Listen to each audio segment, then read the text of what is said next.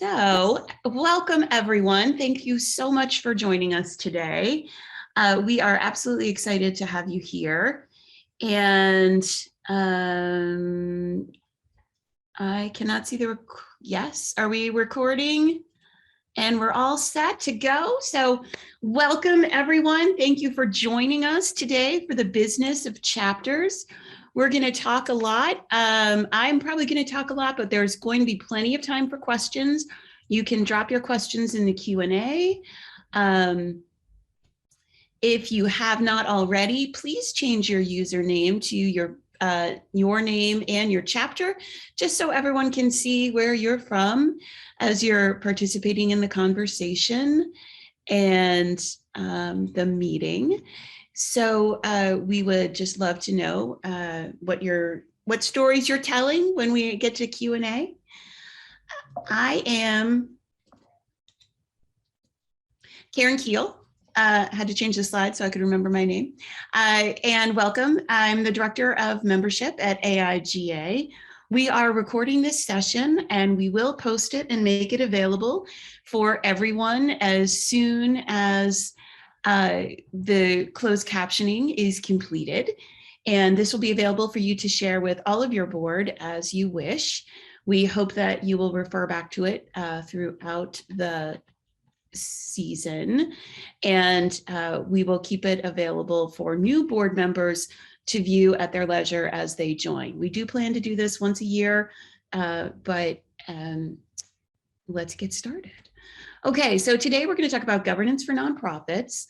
We'll have a short break, and then we'll come back and talk about AIGA chapter boards. So we're going to talk about governance in general and what it means to be a not-for-profit 501c association. And then we'll get into the dirt of running your chapter.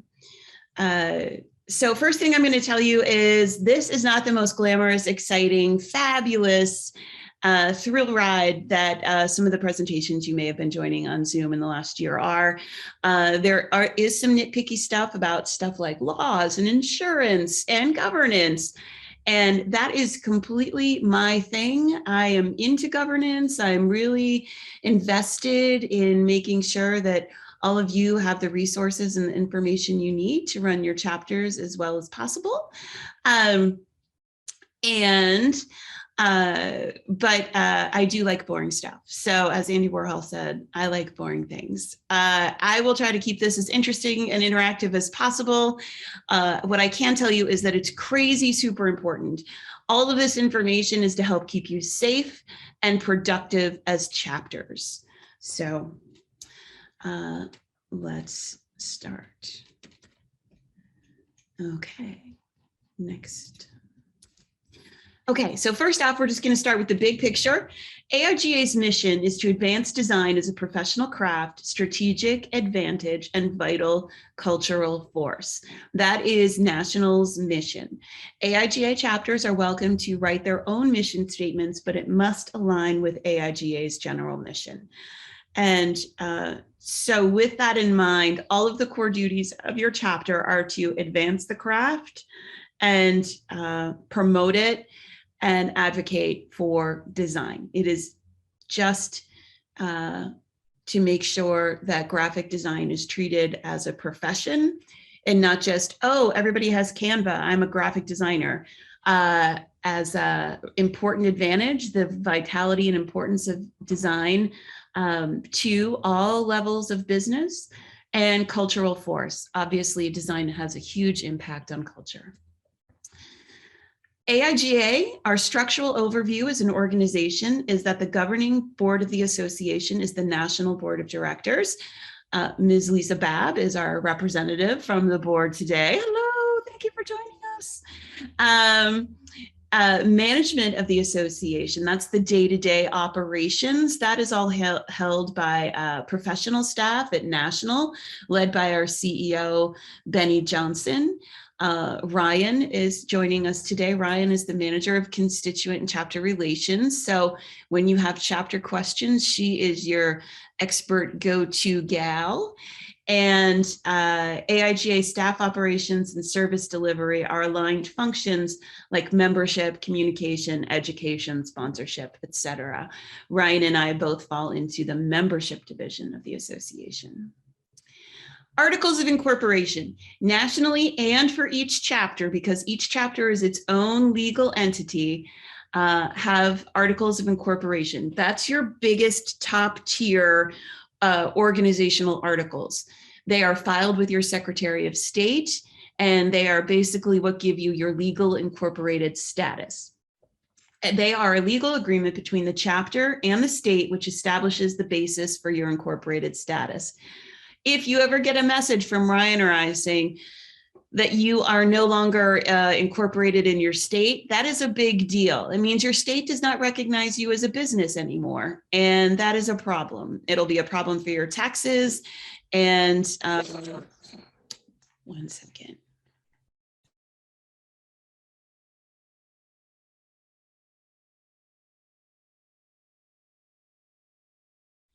I'm so sorry. My puppy was just underscoring the value of articles of incorporation. Missions and purposes of the association are included in your articles of incorporation. So when you file with your state to create the entity or to update, you include your mission, minimal guidelines for the organization and governance of the association. So usually it's your first member, your first list of board of directors.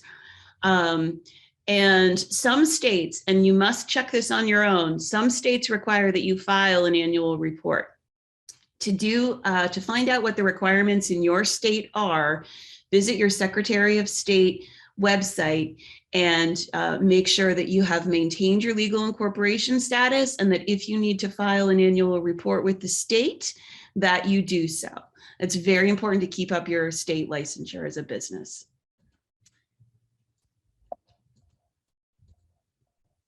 Now my slide's not advancing. Why am I having so much trouble today?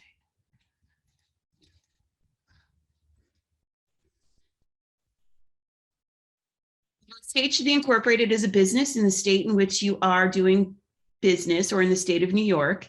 Contact your Secretary of State for your local status. Your chapter should have its own separate federal employee identification number. You might hear that referred to as an FEIN. That is the number that qualifies you for insurance. It allows you to open your bank accounts. It helps you file your taxes every year. That information is very key for your treasurer to have handy. Your chapter must file its own annual IRS Form 990 annually with copies to national. So make sure that your chapter is up to date with your taxes with the IRS. You are an independent legal organization, so you must file your taxes as such. National cannot file them for the chapter because we don't have access to your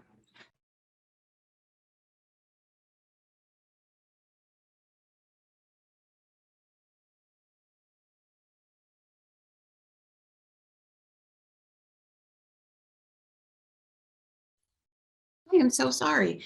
We don't have actual access to your finances.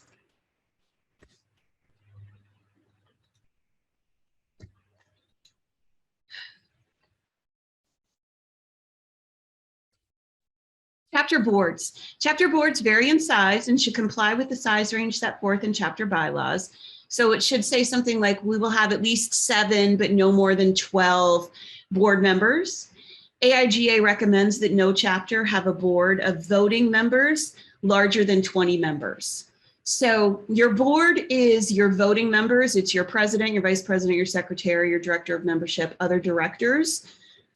Committees, committee chairs, they are not necessary. Their committees are not board members. They are not to vote on board action. Some committee chairs may also serve as a board member. But that would mean that they have the title of director of membership, director of communications, that they are officially elected in as board members and are legally allowed to vote in board decisions. Board positions are listed in your chapter bylaws, but each position Should also have a more detailed job description in your policies and procedures manual, and that manual should be updated regularly along with your position descriptions.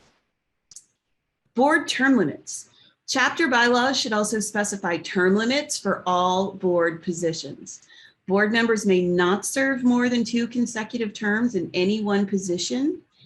We'll talk about this a little bit later, but it's very important to make sure that your board members are rotating into other positions or rotating after the board so that you have a healthy amount of turnover on the board and things stay vibrant and in motion. President and vice president, if the vice president serves in the president-elect capacity, they should not serve more than 1 term in each position. You shouldn't have presidents who are 2, 3, 4 terms. That is a very bad precedent to set. I know a lot of chapters have had to have that be the case the past few years because of COVID. It's been difficult to get healthy turnover on your boards, but part of the thing to do to keep things moving is to make sure that you're constantly recruiting for new board members. You do not want a situation where your president gets stuck serving 3 terms because nobody else wants the job. Chapters must annually conduct a single state election of new board positions voted upon by their active members. So this is very important. A lot of chapters seem to not be having annual elections. It is incredibly important to have annual elections. So we will talk in detail about what a nominating committee is, about recruiting your board members, and about elections in the second half of the presentation. But just a note that it is incredibly important that once your board has been identified, you send a slate out for election by your members. Committees are secondary to chapters, and all of their actions and decisions are subject to the chapter board and their review and approval. They're a subset of the chapter, which is legally responsible for all operations and transactions of the chapter. Decisions made by the committee and all committee minutes must be submitted to the chapter board for review or approval as needed. Committees are not authorized to make legal or financial obligations on behalf of the chapter. This includes the approval of contracts with venues, caterers, other vendors, and chapter sponsors. I could tell you hair-raising stories about committee members that went off and said, sure, you're hired to be our DJ, and didn't have the approval for the funding, made an implied agreement with the person. The board went back and said, we don't have the money for this. And then the DJ or the bartender actually sued the chapter to get paid for the money that one of the committee members said they'd have coming. So Irs Tax-Exempt Status. AIGA is designated by the IRS as a 501c non-for-profit organization. Affiliated AIGA chapters share this formal designation. We are a voluntary professional membership organization established around the primary purpose of advancing the profession of design. Beyond that designation, chapters should be mindful of participating in activities that are not relevant to the overall nonprofit mission of the association and could jeopardize the legal status of AIGA as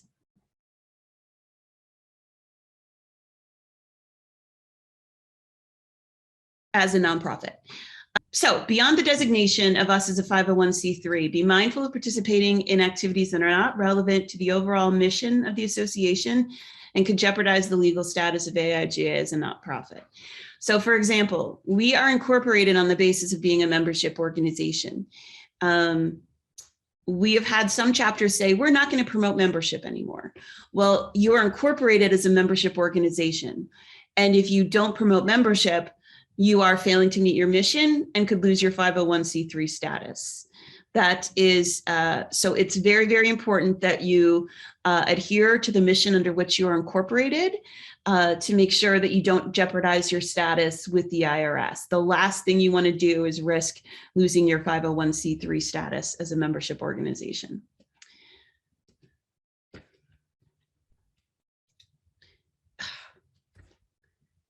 Uh, 501c3 tax regulations are complicated.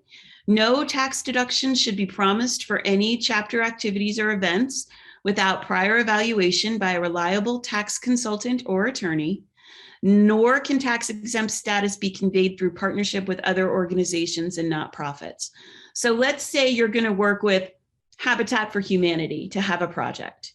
You cannot collect furniture, money, funding, anything for Habitat for Humanity, and then turn it over to them. The minute you start doing that, the people who are making the donations lose their right to use those items as a non-taxable donation. That is called being a pass-through organization, and we are not qualified to do that. So if you want to work with an organization that is a not-for-profit, have them collect the information. You can tell your designers, we're having a furniture drop-off for Habitat for Humanity. Here's the address, and have Habitat for Humanity write up the receipts, collect the money, collect the furniture, collect the products. Do not be the middleman for any donations for another association. What happens is the person making the donation loses their right to make a tax write-off. And part of the reason they're doing it in the first place is undoubtedly so that they can have a write-off. Okay, so let's get into chapter affiliation agreements and working with national. AIGA chapter affiliation agreement. This is legally recognized as a chapter. You must have a signed affiliation agreement in place with national. AIGA National owns AIGA. We own the name, we own the logo, we own legally the members, we own all of that. So in order to operate as an AIGA chapter, you must have a signed affiliation agreement saying you're allowed to use our intellectual property, you can use our name, and all of our member lists, all of it, access to any intellectual or trademark property of AIGA. If you don't have an active affiliation agreement with us, you lose the right to be a chapter. New 3-year agreements were signed in 2021. If you'd like to read your agreement, you can check your records for a copy, or you can contact National. We do have those on file. The goal of an affiliation agreement, aside from keeping everybody legal and in line with what's supposed to happen, is to eliminate busy work for chapter leaders and staff, to create clear expectations, and to define the roles and responsibilities of each legal entity. So what your responsibilities are as a chapter, what our responsibilities are as national in supporting you in your work. What is in the AIGA chapter affiliation agreement? To protect your status as a chapter and adhere to the affiliation agreement, you must have a purpose and mission consistent with that of the association. You must adhere to the bylaws, the affiliation agreement, the code of conduct, and any laws applicable in your state of incorporation. And you must also carry directors and officers liability insurance in order to protect volunteers from personal liability. If you do not have directors and officers liability insurance, if your chapter gets sued, your directors can be personally sued for damages. Someone could literally lose their house because your chapter got sued if you don't have directors and officers liability insurance to protect them. So make sure, whether it's AIGA or any other thing you're ever volunteering for in your life, that you are covered by directors and officers liability insurance. Otherwise, you are at personal financial risk if anything happens to the organization. What else is in the affiliation agreement? It notes that you must annually update your roster with your board of directors roster. And to do that, you'll be able to do it online through the new Impexium database. The easiest way to do it is to fill out a handy dandy form that Ms. Ryan has created. You can confirm all chapter officers, directors, and committee members are ARGA members in good standing. In order to be covered by the insurance, in order to serve on the board, every single person on your board must be an active member in good standing, meaning their dues must be paid, and they have to be an active member. As a membership association, AIGA is to be governed by the people for the people. So by the members for the members. You cannot have non-members making decisions about the future of members. It is incredibly important that every single person on your board, one, in order to qualify for the directors and officers liability insurance, and two, to make sure that our governance is representative, that everybody is an active member of the association. And you have to present financials and IRS Form 990s to AIGA's finance department.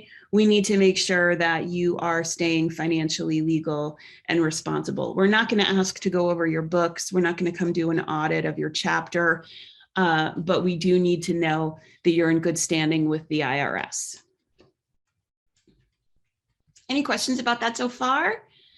D&O liability, we do have an agreement, as Ryan mentioned, I think in the chat, that gives you a discount on directors and officers liability insurance. You can buy your insurance from any carrier you want. That is perfectly fine. Any commercial liability insurer will have D&O insurance. We did do some research to find a decent deal for chapters, and we can share more about that.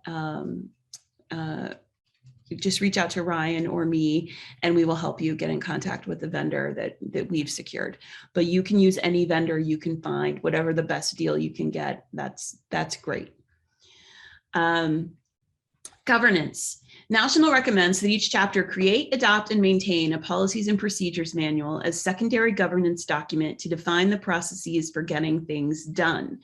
So it's very important that you have some sort of written documentation to pass on to the next board, just to let them know, like, here are the big things that we do. Here's how we do this. This is what time of year every year we have elections. This is how we do the budget. Here's our timeline, of board meetings, et cetera. So have a policies and procedures manual. We have purchased a sampler policies and procedures manual that you are welcome to use free of charge if you would like. You can take the sample and make it your own. You can create your own from scratch. We are not trying to tell you how to create your policies and procedures manual, but we absolutely recommend that you have one for the purpose of board turnover, helping new board members figure out how things are done, keeping a record of exactly what happens in your chapter and why. You can amend the P&P as long as it follows the chapter bylaws. Make sure your policies and procedures never conflict with your bylaws. And the nonprofit policy sampler by Board Source, we have links for it. We have links for everything that's in this presentation today available for you. It's been purchased by National and it's posted on the wiki for your chapter use. And again, it's not required you use this format, but we do have it for you.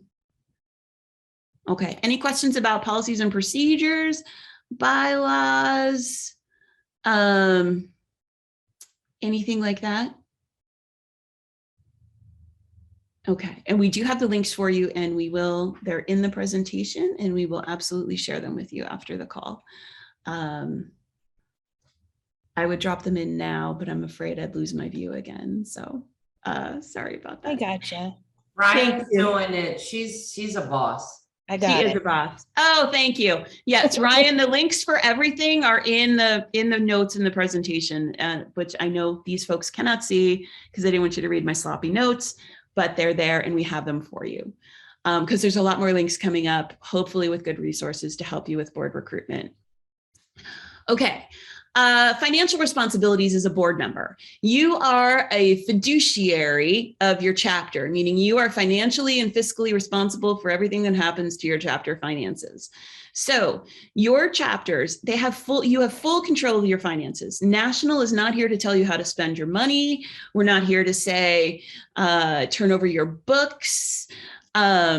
We are absolutely just saying, here are the things you need to do to be compliant with your state and to keep yourself safe.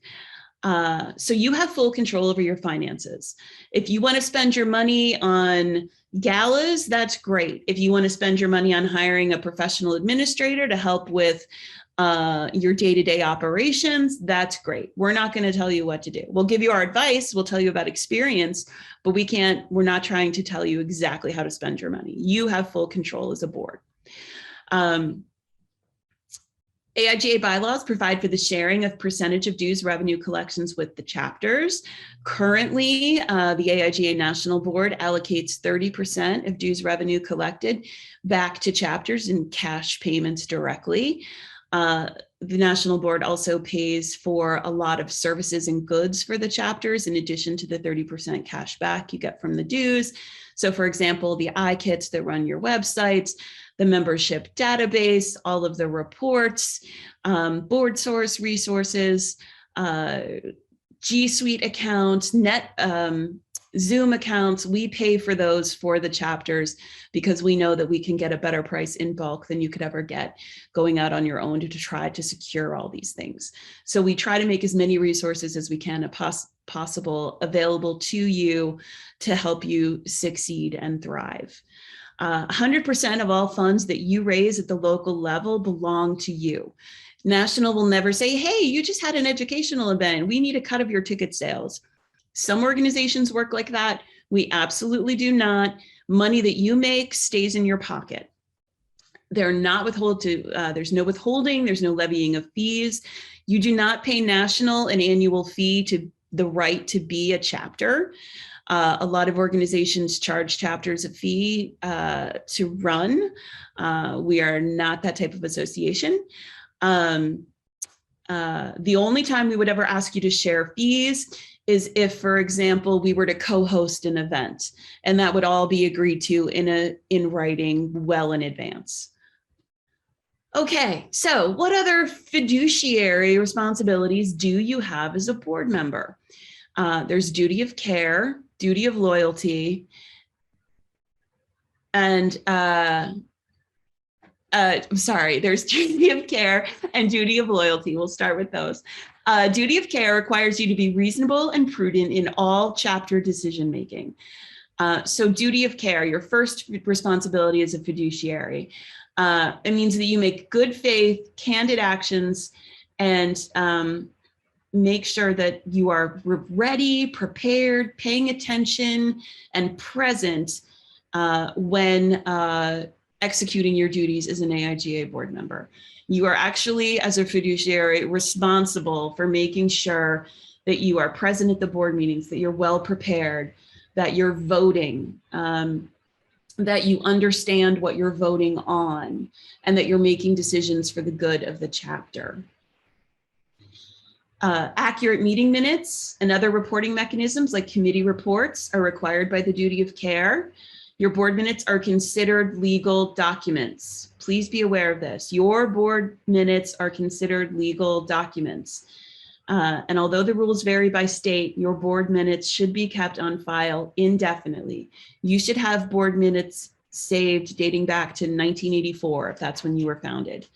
At any time, if the chapter is sued, the opposing lawyers will subpoena your board minutes, and you need to be able to produce them.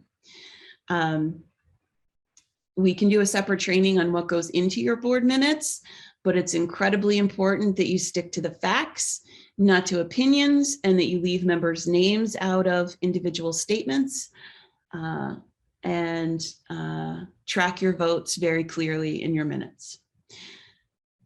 Duty of care also requires you to be fully prepared for decisions that require voting. That means if you're voting on a contract, you better read the contract before you vote on it. You better ask questions if you have questions about it.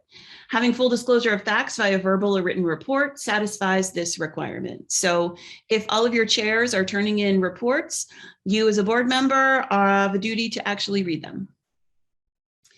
Duty of loyalty. This one is really important, and this is the one where I think there's the most gray area. You are required to place the chapter and association's financial and operational interests above your own. Also over those of individuals or organizations when you make a decision that affects AIGA. We all wear a lot of hats every day. You are employed as a full-time professional or an educator, or you are running your own business. You have a lot of personal pulls and pushes on you every single day. Duty of loyalty says that whenever you make a decision at the board table, you are wearing your AIGA hat. You are not making your decision as a personal preference. You're not making a decision based on what will be good for your career. If it's something related to, let's say, an event, and you think that hosting this event will bring you professional cachet, that's not why you make a vote for a decision at the board level. All of your decisions, the question you ask yourself when you're making a vote is this good for the future of the chapter? That's it. That's the first question you ask. Not, is it good for me? Is it good for my company? Is it good for my buddy who might get this contract? Is this the best decision for the chapter? That's duty of loyalty. You violate the duty of loyalty when you use or permit others to use your board position or their implied power influence to coerce, direct, or create a transaction that's not beneficial to the organization. So if somebody's like, oh, we have to do this because it'll get us a lot of cred with blah, blah, blah, that's not a good reason. The question is this good for the chapter? The Delaware State Supreme Court explained in a decision, Guth v. Loft, that corporate officers and directors are not permitted to use their position of trust and confidence to further their private interest. If you are ever placed in a situation where your duties as a board member are compromised, or you're asked to influence a decision, you must disclose this instance immediately to your board.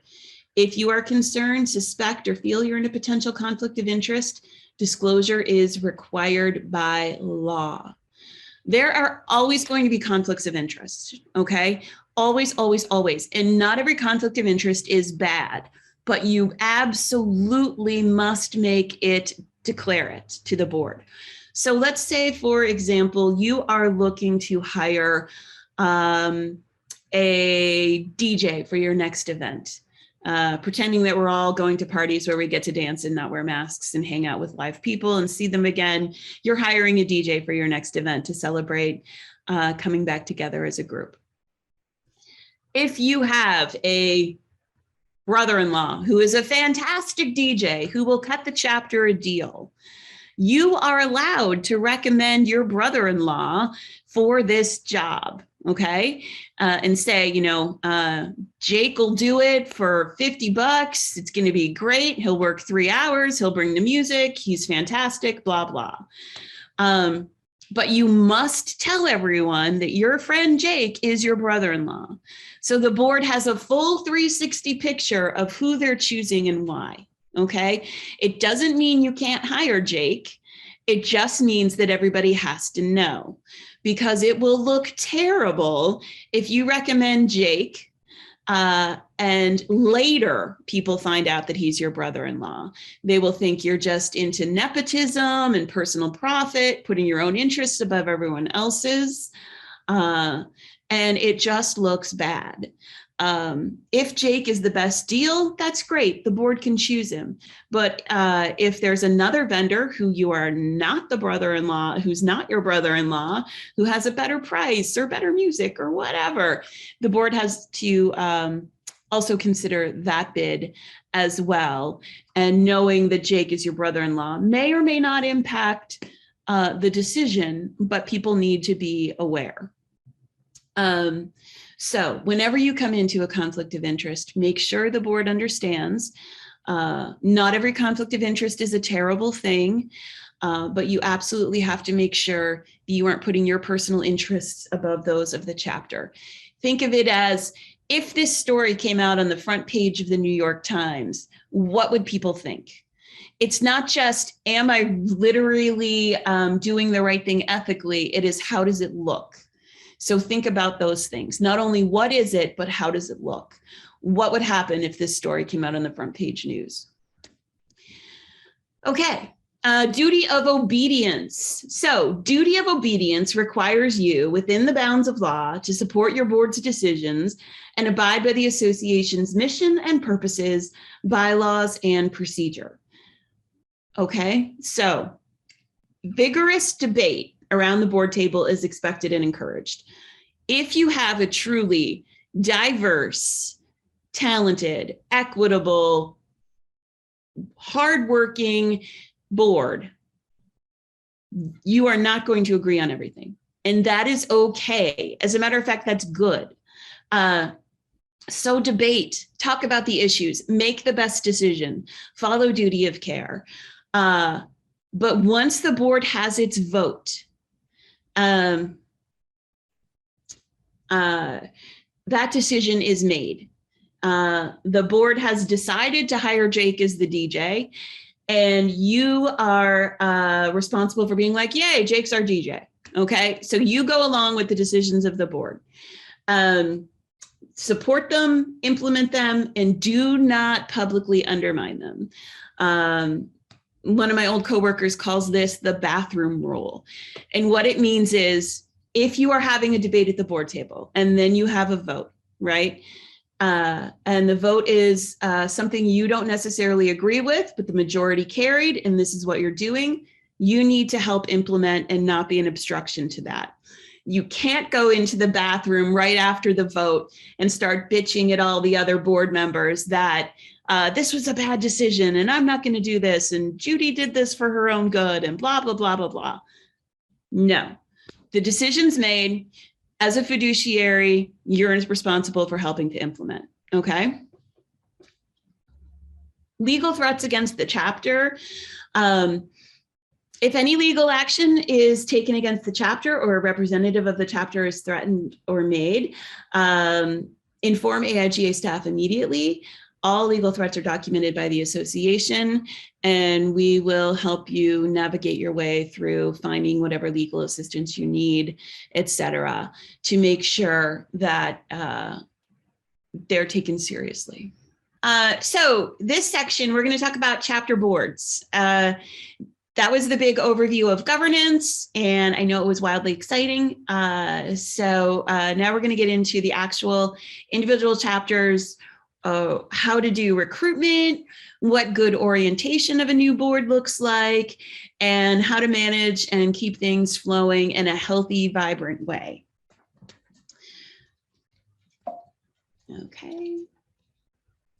Okay, so your chapter board is a recruitment tool. So a strong board is essential to a healthy chapter. You cannot have a healthy chapter if you don't have a strong board. You have to provide leadership, vision, strategic planning, and operational and fiduciary oversight that will grow and strengthen the design community. That is your obligation as a board. It is your obligation to your members. Chapter leadership opportunities can be a significant benefit to members, and they should be promoted as such. So being on a chapter board, first of all, thank you all of you who volunteer for your chapter boards. You are heroes. It has been a heck of a few years. Anybody who's survived it, thank you. Yep, the hearts are real. Thank you, a million thank yous. You are giving of your time, your expertise, maybe a small chunk of your sanity.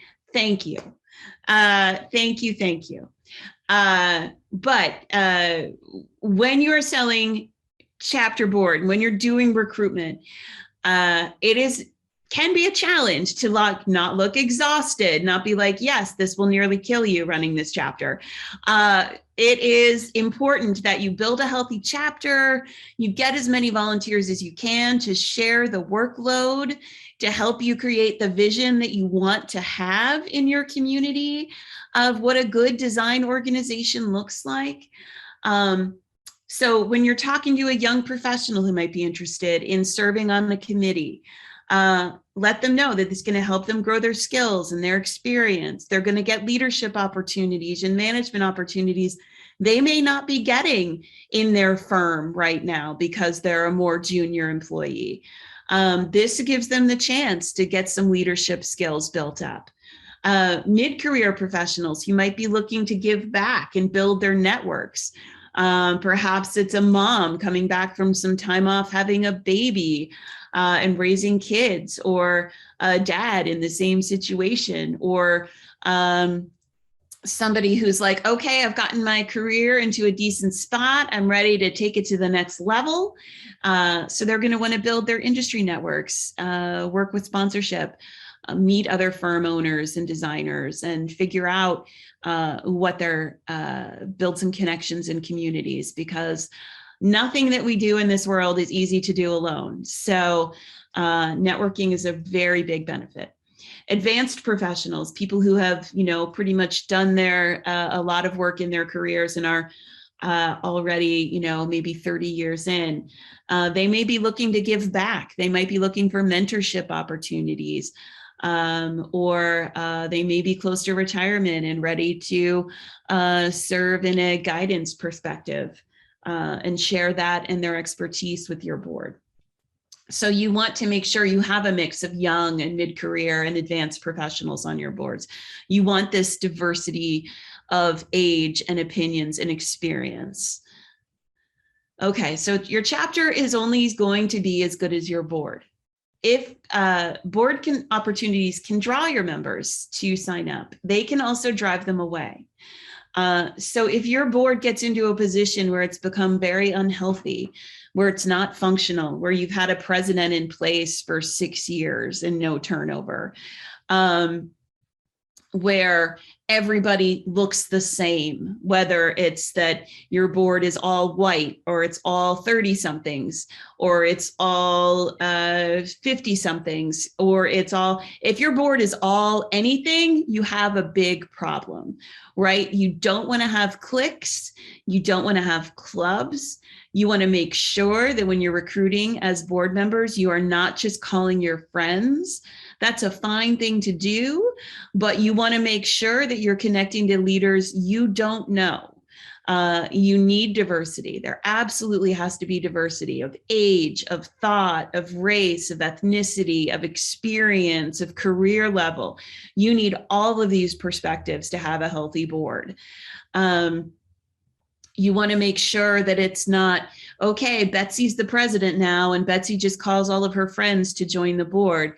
What happens is they become sort of tyrannical. Everyone starts to look like Betsy and her friends.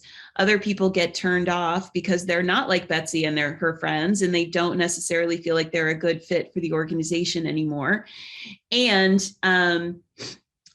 it eliminates diversity of thought. And eventually, when Betsy's done being president, she leaves, she takes her friends with her, and then you have nothing left.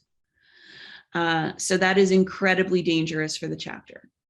Tyrants, you can get somebody who comes in and they're the president now, and they think they know what's great for the chapter, and They're controlling, they don't share information.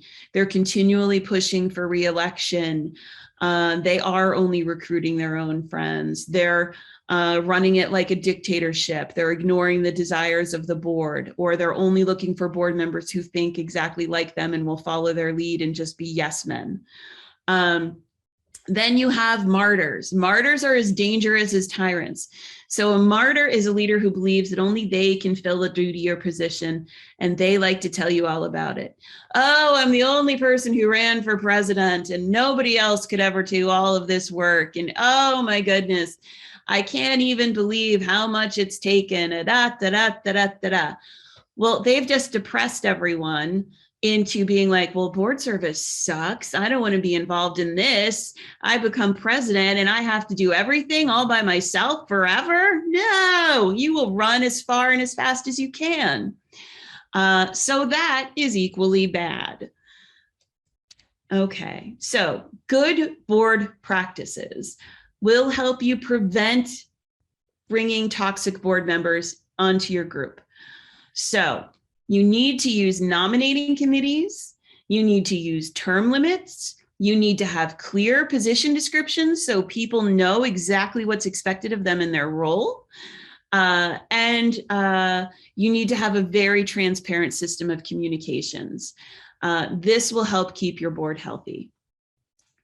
Making sure that you've got diversity, and we'll talk about recruitment and how to help improve diversity and in all the ranges and possibilities of diversity possible. It's very important. If you are dealing with a toxic board member, reach out to AIGA staff or your fellow leaders and advisors. We will help you. If you have a board member that you have to kick off the board, that is a situation that sucks, but sometimes it happens. Reach out to me or Ryan. We will help you. There are actually laws around how you can get rid of a board member. If a board member has been elected by the members of the chapter, they have to be voted out by the members of the chapter. So you can't just fire a board member in every state. Some states you have to have more complicated machinations to get a board member off the board. So don't feel like you have to go it alone. Don't feel like you're on an island. We will help you. Reach out. So how do board nominating committees work? How do they help keep my board healthy? What do they do? What's a nominating committee? So a nominating committee is essentially a group. It's a committee. It's formed for the short term. And what they are supposed to do, and the only thing that they are supposed to do, is seek board candidates and committee volunteers, vet them to find out who's the best for what position, and recommend those people to the board. That's their job. That's their whole purpose. So a nominating committee is to find the most qualified, diverse group of candidates available for open positions.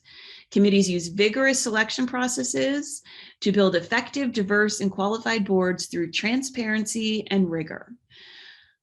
The board nominating committee is not the board, and we will talk about who should be on your board committee, but it's not the board. It's a separate committee that is, for purposes of conflict of interest, standalone and not involved with being the president or the vice president of the board in current position. It's a much more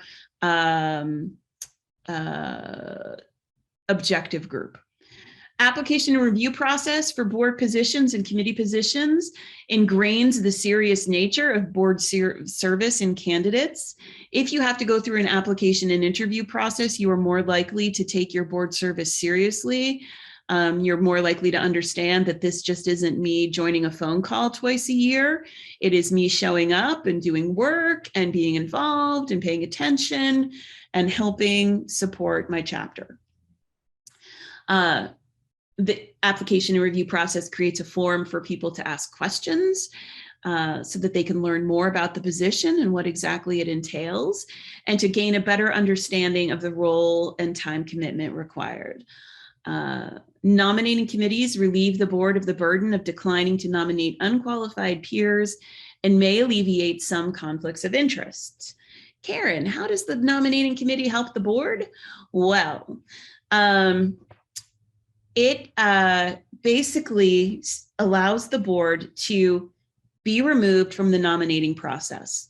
So we have situations in chapter boards where elections aren't happening and people are just saying, I've been the director of communications for 2 years, my term's up and I'm just going to stay on. No, that's not how it works. You have to have another election. Your director, if they want a second term, needs to run for that second term. They don't just grandfather into it. That would be like saying President Biden doesn't have to have an election in 3 more years because he's already president. He can just stay on. That's fine. No, he has to be reelected. That's the point. If you do a good job, you can come back. The board can renominate you. The nominating committee will put you forth and you can come back. If you have not been showing up to meetings, or if you haven't done any work, or nobody's seen or heard from you in the last 3 months, there's no reason for the board to just automatically say, sure, go on, have a second term.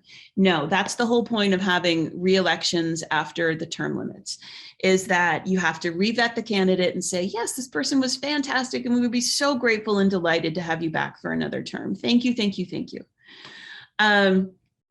But everybody who wants a new term must run again. So who should be on a nominating committee? How do we keep the nominating committee separate from the board and healthy? This is what we recommend. We're not going to police you for it, but this is our recommended group of, you should have 3 to 5 people on your nominating committee Somebody who was on the nominating committee the prior year is a great choice because they've got experience with how it works. They know the system and they can be the chair of the nominating committee this year.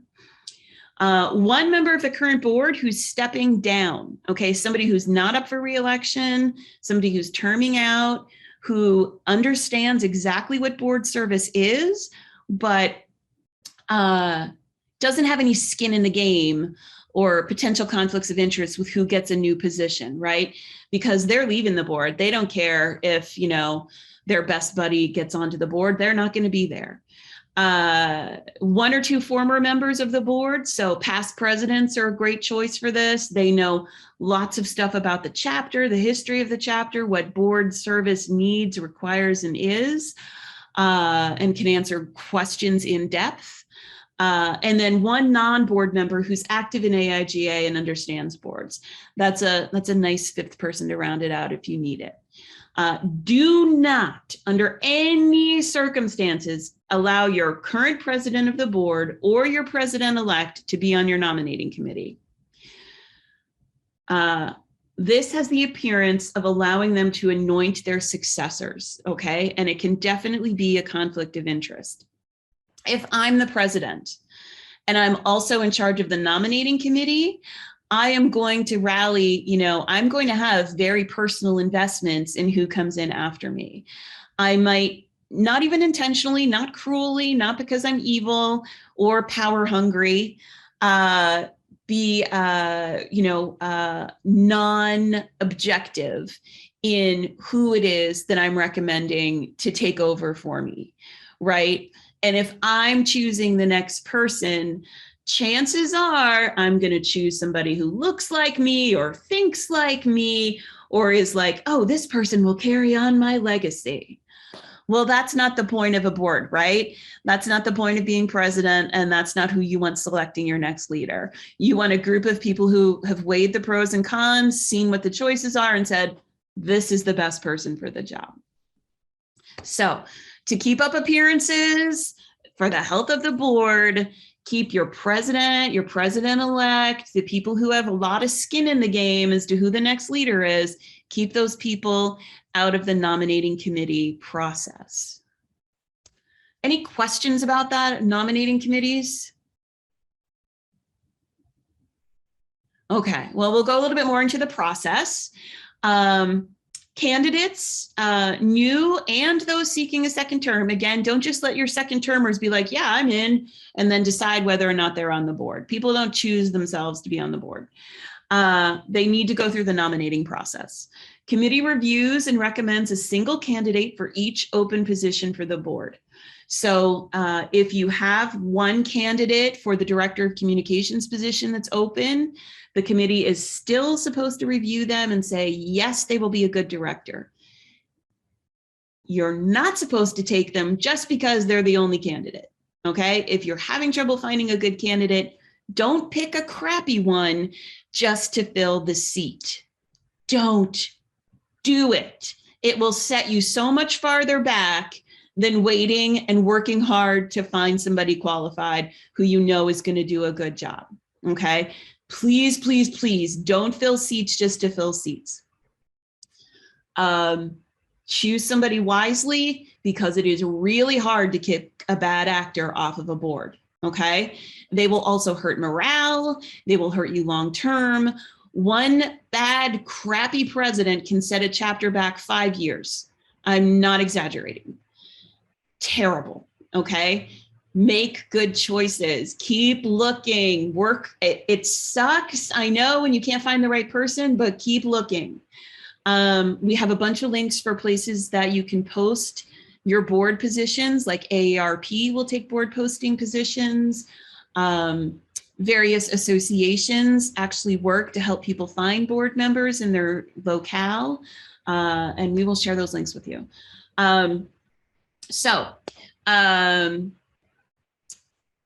The committee reviews, they say, here are the people we recommend for these positions, and you send this, what's called a slate or a roster, to your board.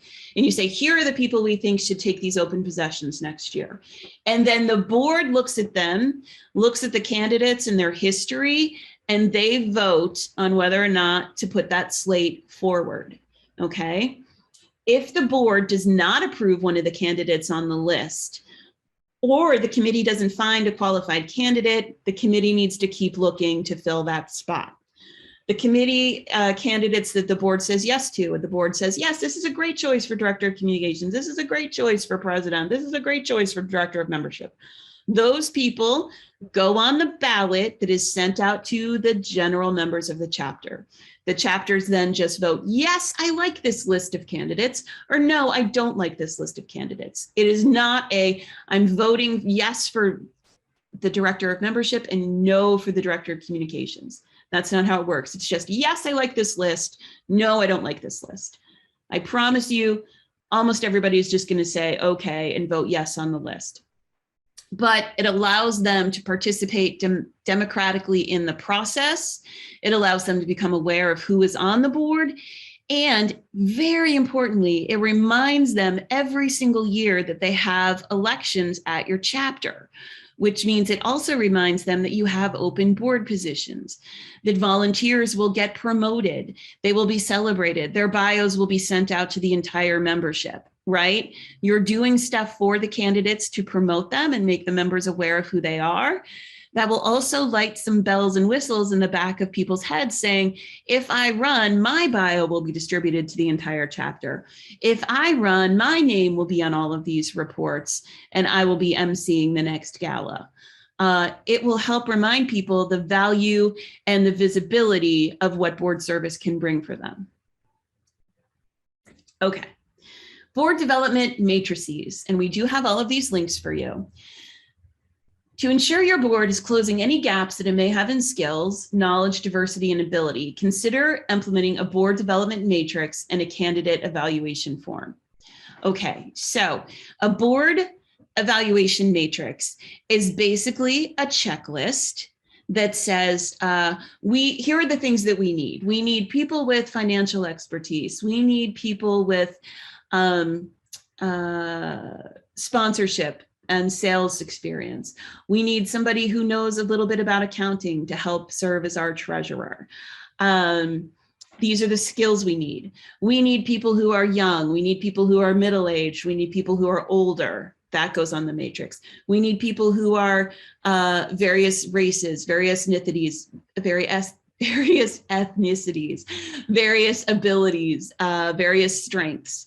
That goes in the matrix. And it helps you say, okay, we are missing, everybody's white, that's a problem. So we need more people of color, or everybody's 35. Oh, that's a problem. We need more, younger and older people. The matrix helps you decide what your gaps are. And so we have 2 samples of matrices for you, and then a prospective board member information sheet. And that is a great way to just sort of say, this person checks these boxes, this person checks these boxes, and lets you look at the big picture and say, do we have what we need? Do we have the skills and the diversity that we need to form a healthy board? So those are some really good tools that could help you with that. Even if you're not going to use one, I suggest looking at it and getting the idea of how they work.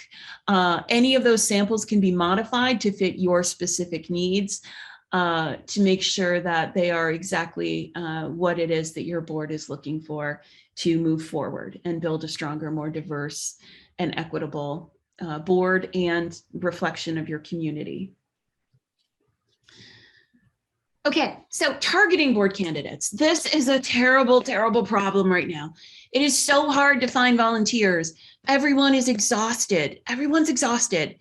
You are not alone if you are having trouble finding board candidates. You're not alone. Not at all.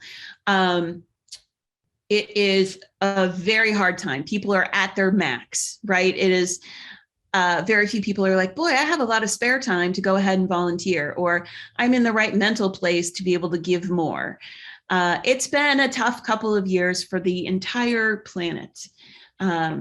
So it's hard, and we know that, and I'm sorry that it's a challenge. We have found some resources for you to help you find good candidates.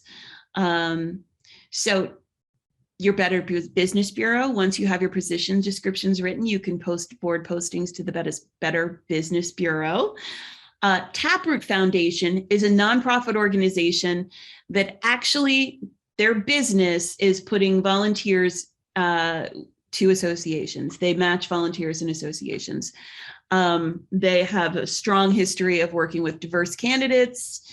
And that is their whole role as an organization, is to match boardees and volunteers.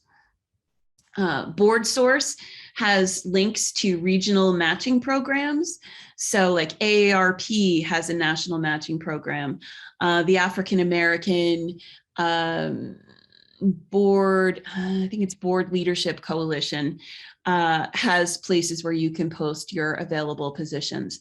States, some states, like I know there's one exactly in Denver that does board matching and interviews. And then there's also the National Council of Nonprofits, and they have other resources and ideas for recruiting board members. There's a note in the chat from Amy Parker, and she is right. In the private sector, you can't legally ask how old someone is in their interview. That is correct. You can't, because the assumption is that you're going to be like, oh, you're too old, or oh, you're too young. So no, you don't want to be asking people necessarily how old they are, but you can certainly tell if everyone on your board is in one age band, right? And so you don't need to know if somebody's 45, but you want to make sure that you have some people in every age band on your board. But Amy brings up an excellent point. Don't just say, hey, how old are you? Because that could be problems. Yeah. Thank you, Amy. That was a great point. Okay. Let's see. So links to Taproot and the Board Source lists of different places where you can post your board opportunities are available. And we will share those with you again. And bye, Shannon. Thank you so much for joining us. We're so glad you were here. Hope it was helpful. The recording will be available as soon as the closed captioning is done. So calls for volunteers. If you have a space on your chapter website, it should share information. Have a year-round call for volunteers. Your committees are probably always going to have open seats that people can fill throughout the year. And you can post your committee and board opportunities just like you post an available job at your place of work, right? Give people a title, what's required, approximate numbers of hours per week to fill this position, and let people apply for them just like they would apply for a job. So essentially, it's a chapter job board for volunteers. National right now is doing our annual call for volunteers for national board. So the national board nomination process is open right now. Also, national is in the middle of its call for volunteers. We're seeking a new incoming president, council chair. And that position is open to anyone who's a former chapter board president to come represent chapter boards on the national board. Okay, so post your jobs, celebrate, invite your friends, yes, but also invite people you don't know. Make sure you are reaching out to people you've never met in your life to come and volunteer. And if you're not sure about how great of a job they'll do, throw them on a committee and let them try it out for a year. Not everybody who signs up to help the chapter has to make a 4-year board commitment. Make sure you've got good committee roles that are juicy and feel good to participate in. When you see a strong producing committee member, invite them to encourage them to apply for the board. Have shorter term volunteer opportunities. Some people aren't ready to give up 3 years of their life to join a board. But if you set up committees where you've got 1-year terms, that might be very helpful to getting more people to volunteer. If you are doing events, set up short-term event volunteer opportunities. Encourage students to come work the coat check. or be greeters, or whatever it is, things that are just short term. They call them micro volunteer opportunities, just to get to mingle, see what service is like, and maybe they'll get a taste of it and enjoy it enough to want to sign on for something a little more intensive or long term. Other resources. Joan Gary is an amazing, phenomenal, brilliantly funny, genius, hysterical woman. She used to be the head of GLAAD, and she was actually the executive director of GLAAD during that whole Tinky Winky controversy. A lot of you might be too young to remember this, but it was the Teletubbies had a Teletubby that Congress members were accusing of being gay because he carried a little pink purse. It was the dumbest controversy. There was a controversy ever. Anyway, Joan was the executive director of GLAAD during this whole Tinky Winky is gay controversy. And she turned it into a huge opportunity for GLAAD to build up its membership and support. And gay rights have come so far in terms of legal advances in the last few years, 15, 20 years, that it's just been phenomenal. But anyway, Joan is brilliant and really funny. And she's got an article called "If You Want to Live Forever, Volunteer for a Board." I suggest reading this article before you do your next call for volunteers. It's got a lot of great talking points about all the great things that board service does for you, excuse me. Literally, it is proven that volunteering for a board, volunteering for an organization actually makes you healthier. It improves your heart rate, it improves your mental health, it makes you healthier. She's got tips on how to recruit new board members fast. There are other resources aside from Joan, how to recruit volunteers from associations now. And then there's an organization called Donation Match, and that has a quick top 10 things to know about volunteer recruitment. So those are articles I suggest you share with your nominating committee, or if you are the person responsible for recruitment in your chapter, check them out yourself. Okay, so next section. I feel like making dreams come true. So what does board orientation mean? You have found your board, yay! How do we make it work, right? Well, the first thing you're gonna need to do is have a really good onboarding process. Help people understand what they're getting into and what their expectations are. Give them a roadmap for success. Make them set goals. Let them understand by having a good position description what the expectations of their role are. Help them succeed by doing strong orientation and getting them up to speed with all of the stuff that's been happening at your chapter quickly.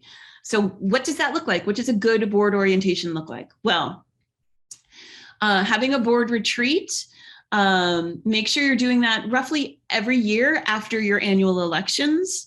So prepare an agenda, meeting materials, any homework you want people to do. Like, let's say you're going to have them read the bylaws because they actually have to know the bylaws of the association. Or they've got, you're going to share bios of everybody on the board. Give them their board book and their preparation materials in advance. Perhaps you're going to have everyone do a little thing to introduce themselves to the board at the orientation. Give them time to prepare that and get ready to tell their story. When you're scheduling the retreat, make sure you've got time for work and for socializing. It's important that your board be able to know each other, to build some trust and understanding amongst each other in order to do really effective work. So if you have the luxury of being able to do your board retreat in person, that's fantastic. Make sure you have time for a campfire or a dinner out, or just relaxing and talking, in addition to the very serious business of voting and reading and prepping for what's coming in your year. Set goals for the retreat and use the time to connect and to re-energize the board.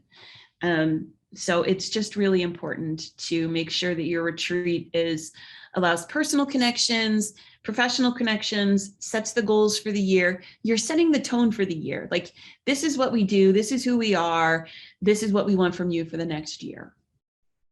So we have a board orientation checklist for you. Make sure that you're including these things in your orientation materials. You want the background of AIGA, your history, your mission, your vision statement. You want to make sure that you've got board contact lists with everybody's bios and pictures. Individual board position descriptions. So a position description for every board member so people know what their role is and other people's roles are. Have a copy of the chapter bylaws. You really, really, really have to know your bylaws. If you need to update your bylaws, talk to me. I will help you write them. I will help you. I will help you. I will help you. I will never let you do your bylaws alone. Bylaws changes all have to be approved by HQ. And they're really important to get right because they're legal governing documents. And I am happy to help. We will share our expertise. We will work it out, and we will get your bylaws into a place where they make sense. Your policies and procedures manual, again, we have a sample for you, but you can make it whatever you want, but do have some documentation that you can hand over to say, this is what we did last year, because everybody who's left the board right now has run for the hills, right? So here's the documents so that you know there's some continuity in your transferring of positions. Share the calendar of events and upcoming board meetings for the year. Share the chapter budget and your financial statements. Let everybody know we're broke, or we're rich, or we're fine, or, you know, let people know where you're at financially so that they know, because they have to make fiduciary decisions for the future of the chapter, they need to know where they're starting and where to expect revenue, where they might want to risk some losses, etc. And then minutes from the last 2 or 3 meetings at least. In your board book, have minutes from the previous meetings so people can quickly read them and catch up on where the board's at and what you've been talking about recently. All of those things are good to give out before the meeting so people have time to familiarize themselves with the materials and come prepared to the meetings. Give them a chance to meet the duty of care obligation that they've taken on. Okay, in the history and mission, present your history. Ask, you know, what's the purpose of the mission and how has it evolved to this point? And ask questions like, how might your board work to advance the profession and best serve the membership? Some of these open-ended questions can be great conversation starters for goal setting sessions and strategic planning. Chapter structure and operations. You want to discuss the overall structure of AIGA and your chapter. There are some people who don't even know that there is an AIGA national, just like there are some folks that don't understand that there are chapters that operate locally.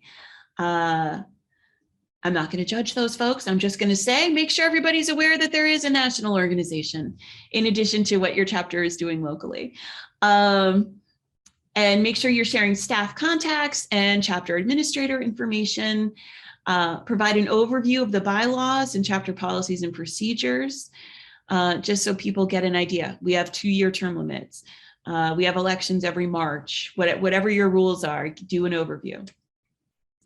Board roles and responsibilities. Make sure that you address the general requirements of service, including chapter ambassadorship, passion for the mission, and time commitment. Ensure your board members are fully equipped to meet their fiduciary obligations to the chapter, right?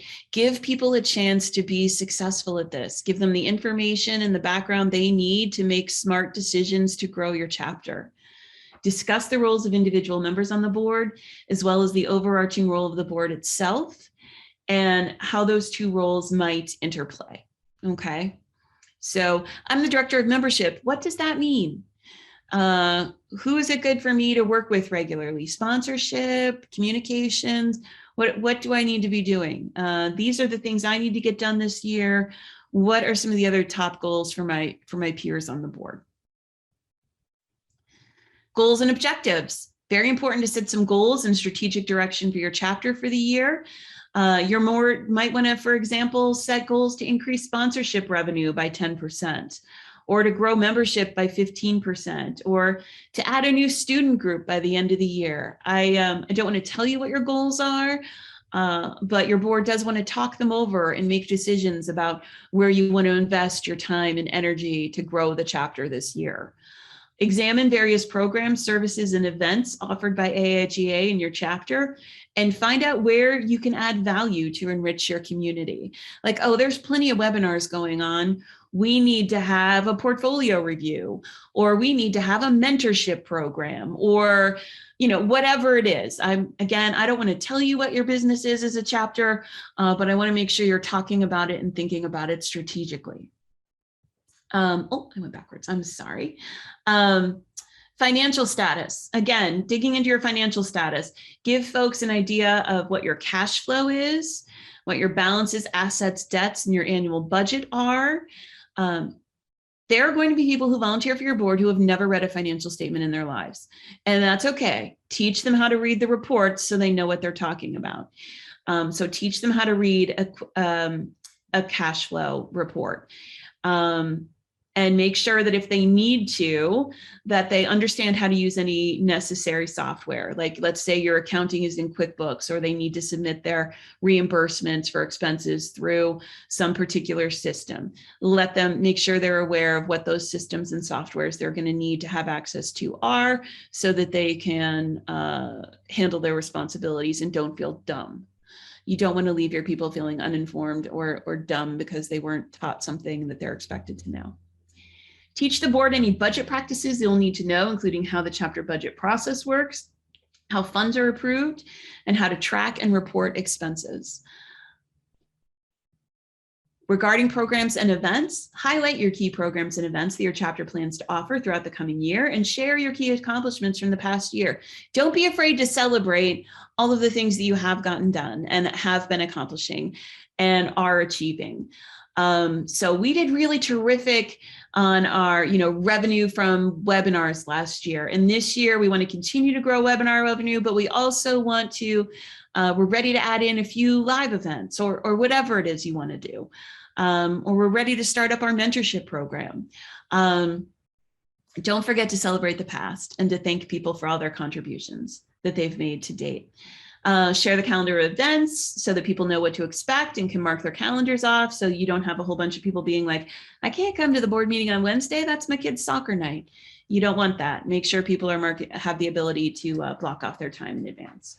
Clarify expectations. This is really, really important. People cannot be successful if they don't understand what's expected of them.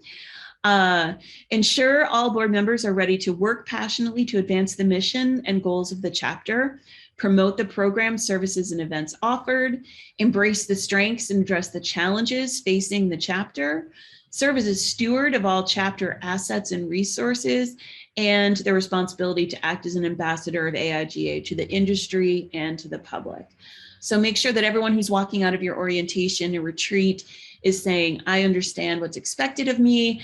I know what it takes for me to be a successful director of sponsorship this year. I'm ready to go attack this problem. So the board needs to know the full board's role. They need to know their individual responsibilities and role. They should have a few, not a million, a few defined goals and action items for the year.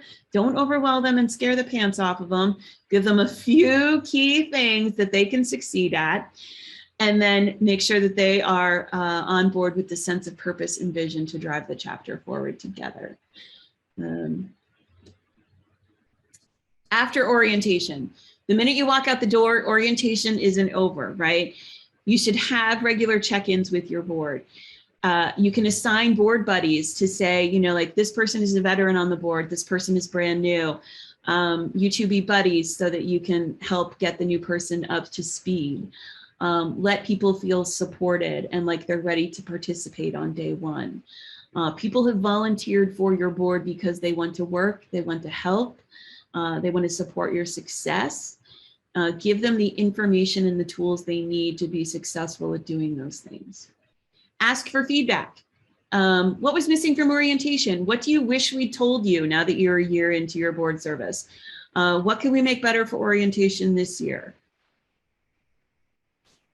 Okay, so now for your chapter, about financial management tips for you moving forward. Some of you are doing very, very well financially. Some of you are a little more strapped, but wherever you are, make sure that you're doing a map out of your cash flow for the coming year. Know how much you expect to bring in and how much you have in your cash reserves. A good rule of thumb is that you should have 18 months worth of operating expenses in your reserves. That is because there are things like national pandemics that no one was expecting, recessions, things happen that are bad, that, impact dues revenue in a negative way, or people's ability to attend events. So you need to have money in the bank to get you through those really lean, brutal times. Consider charging fees for some online programs. If you're still doing all of your webinars 100% for free, add some prices, at least for your non-members. So charge 10% or $10 or whatever it is you can get to help secure your profits. Members should always pay at least 10% or 20% less than non-members. Always give your members a good deal. Always give your members a discount versus the non-member rate. Always, always, always. The non-member rate should be significantly higher than the member rate for any event or programming. You want every time your members to attend something to look at their ticket and go, wow, I just got a deal, right? Or I'm so glad I'm a member, I'm saving so much money on this. Or I'm so glad that, I'm part of this community and I get to give back and it saves me a little money on every ticket that I buy. Be cautious if you're planning in-person events for late 21 and 2022. Review your contracts carefully to ensure that deposits are refundable. Venues have full health and safety measures in place and your event liability insurance is up to date. So we are coming out of COVID for a few minutes. Hopefully we don't go back in. I'm hoping this is the real thing. We're crawling our way out. But do be careful when signing contracts for any in-person events. Make sure you've got refundable deposits and that the group is flexible with, oh, we might have to cancel if there's another variant that comes along and smacks us all in the face. Make sure that the health and safety measures are in place or that you at least know what they are. So if your venue requires masks, make sure everybody who you're selling a ticket knows they have to wear a mask, right? Or if your vendor says they have to show proof of vaccination, make sure that is clearly communicated in all of your ticket sales so you don't have people screaming at you at the door. Whatever your decision is, and I'm not here to tell you what to do, I can give you advice, but I don't want to tell you exactly what to do. Make sure your policy is clear. Whatever that policy is, make sure it is crystal clear and well communicated to everyone who's going to be attending. So you don't have people who are like, I didn't know I had to be vaccinated, or I wasn't expecting to wear a mask, or why isn't anybody wearing masks? That could be any, you don't know what the reaction is going to be. So when you make your decision, communicate it so people are prepared. And also make sure that your event liability insurance is up to date. Almost none of the event liability insurance policies that you can purchase cover cancellation for COVID. It's like literally a clear exception. So make sure that you have dealt with your venue in advance about deposits and liability. Okay, work with other chapters. There's a whole room full of people here right now on Saturday morning, by the way, thank you all, Saturday freaking morning here who are giving back to AIGA. And they have expertise and they have knowledge and they have experience. You can work with other chapters, not just on tips and tricks and what works for you, but get together. If you're a small chapter in Florida and there are 3 other chapters around you, get together with them to hold your next event. Or do something like the awesome OPE celebration in the Midwest, or Design Week or Design Ranch. Get together with other chapters, and make sure that you're, work together, share expenses, share resources. You're a small chapter, you don't have the funds for this, grab 3 other small chapters. Maybe you can do it together. Participate in the upcoming membership drives. AIGA, Michelle, our communications director, works really hard to make sure that we have sample social media text and graphics that you can just pull and post on your own posts, pre-written examples of email communications for member recruitment and retention. Those things are available in the chapter toolkits that we have. So yes, Ryan suggests following the communication channels on chapter Slack. Yes, yes, yes. We are trying to give you resources to help you participate in events that are already created so that you don't have to work from scratch on some of these things. If you have questions, you need help, you think of a resource that would be crazy helpful for you to have from National, reach out to Ryan. Ryan wants to talk to all of you every day. So please don't be afraid to contact us. I will tell you, I'm busy, Ryan's busy, but we have time to answer the phone, to answer emails, to chat with you on Slack. We have time for you. It is our jobs to do what we can to help to make sure that you are supported. Contact your old sponsors, the people who were with you in 2018, 2019, 2020 before the pandemic. Do a needs assessment with them. How are they? Is their business about to go under? Are they okay because they got in on some trend early in COVID? How are they? How can you support them? Be a partner with them. Don't just go to your old sponsors and be like, hey, can I have $1,000? Go to them and say, what would a successful relationship with our chapter look like? What do you need from us? What can we do to work with you to help us both succeed in our ventures, right? Do a needs assessment with them. Converse with them like they're not just somebody you're asking for money, but they're somebody you want to work with. And ask for help. Again, Ryan and I are around.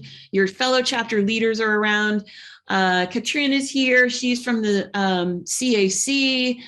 So your chapter advisory council is around. Reach out. You're not alone. You're not alone. I promise. This is hard.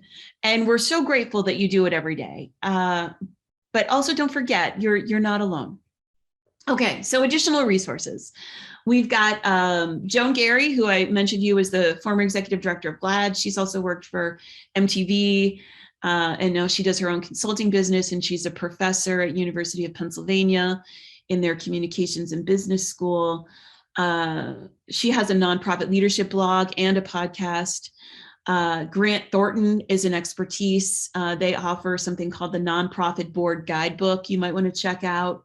Wild Apricot is a website. They do membership management software, but if you don't even pay attention to that, they've got a lot of really good tips and tricks for nonprofit articles. They've got webinars that are free, and they've got a blog as well. So if you are having a question, there are answers available. And then there's also Spectrum Nonprofit Services, and they did an article called From Sustainability to Survivability, all about being an association in the times of COVID.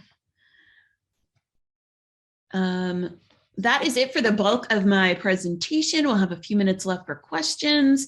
Just a few notes before we start the Q&A is to please mark your calendars. We've got the AIGA Design and Business Conference coming up May 4th through 6th. That is a virtual conference. We encourage folks to join us online for that event. Then we've got the Leadership Series Part 2. We are going to do another leadership training just like today's. We will focus on a topic of your choice. We could do recruitment, we could do board recruitment, volunteer recruitment. We've done them in the past on how to hold a successful board election, what the process of an election in the nomination committee looks like. We've got other topics we can cover. Let us know, drop a note in Slack or here in the chat, or talk with us today in Q&A about things you'd like to have covered more in depth, or things we didn't touch on at all that you'd like to hear about. We've got the Portfolio Festival coming up in July. That is going to be an online portfolio festival, July 19th through the 22nd. I am sure that the call for reviewers will go out soon. If you do not have time to review for yourselves, that's totally understandable. Y'all are very busy, but we'd love it if you would share on your chapter newsletters and websites that we'll be looking for reviewers. And students to participate. And it's not just it's not just students. I should make sure I'm making that clear. The Portfolio Festival is for anybody who's looking for a new position or just to spruce up their portfolio. It is not a student-only event. AIGA Design Conference, that is actually going to be in person in Seattle, October 20th through 22nd. So if you're ready to get out and see some people and learn about the amazing world of design and just network and connect a little bit in Seattle, we will be there. There will be virtual components to the Seattle conference as well. But right now that is planned to be a live event with real people. Yay! So that's some stuff that we've got coming up at National. I'm going to open it up for Q&A now with our last 10, 12 minutes here. And if you would like to raise your hand, that's great. Or if you just want to take yourself off mute, please feel free.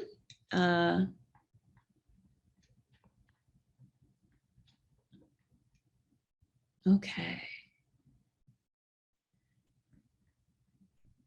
Do we have any questions? Anybody? I have a question about that Dropbox link. So when I click on it, it just says that it says you need to have like a business account or something. Are there certain login credentials, or is it just oh Oh my That's goodness. fine. I find a way to send the wrong link every single time. It's like kind of getting funny at this point because I keep thinking I'm doing it right. So give me just a moment and No I'll problem. send the No, link. but that resource sounds really helpful. So Sure. I mean, all these resources are really helpful, but thank you. Yeah, the Dropbox resource is incredibly helpful. Absolutely. Yeah. Pre-written posts, graphics available that are already done should save you a lot of time if you just need to throw something up on Twitter or update Yeah. Instagram. Very helpful. We know we're trying to help you where we can and keep giving us suggestions to be better so that you don't have to do everything from scratch. Cool. Thank you. Of course. That is exactly why we're here. We kind of covered a lot. I talk kind of fast. If you can't think of your question today, we are not really going anywhere. You can find us later. We will be available on chat, email, Slack. You can call us. We have phones. So whatever works for you, we are glad to do it. If there's anything we can do to help your board, if there are bylaws updates that need to happen, if you've got questions about, what positions you should have on your board, or maybe you lost a lot of members during COVID, so you need to contract your board and restructure and do a little strategizing about how you're going to be while we regrow.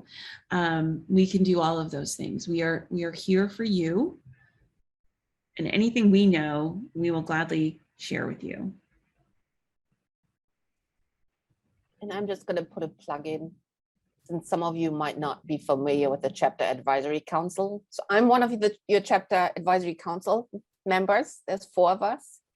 And as I think Ryan put the note, or whoever put the note in the chat, please feel free to reach out to us on Slack. I'll try to get you answers or connect you to the right sources.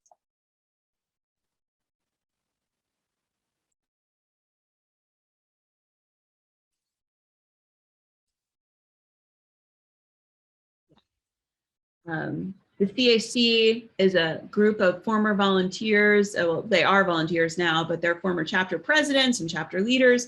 Katrin has so much experience and so many great perspectives on leadership, and they are happy to get you advice, support. If you don't want to talk to staff and you feel better talking to another volunteer, it is exactly where their expertise lies. And yeah, wise and deeply experienced, says Ryan. I mean, I don't know about the wise part, but sure. Yeah. Apparently, she also had some fun. great cooking tips and recipes. So there's also that. Yeah. Is there anything else we can do? Are there any questions we can answer? Well, we will let you go a few minutes early to enjoy your Saturday afternoon. Thank you so much for joining us. We are here, we're available, and we appreciate your time and your expertise and all that you do for your chapters in the association. Have a fantastic weekend. We will hopefully you will want to share some of this with your boards. We will post the slides, and the video will be available as soon as we get the closed captioning done. I don't know how they closed caption my dog barking. I don't know how that's spelled, but maybe we'll edit that out. Anyway, thank you so much for a wonderful day. Thank you so much for everything you give to AIGA, and reach out to us anytime. Have a great afternoon. Thank you, everyone. Thank you. Bye-bye. Thank you guys. This was great. Yes, Thank you. thank you.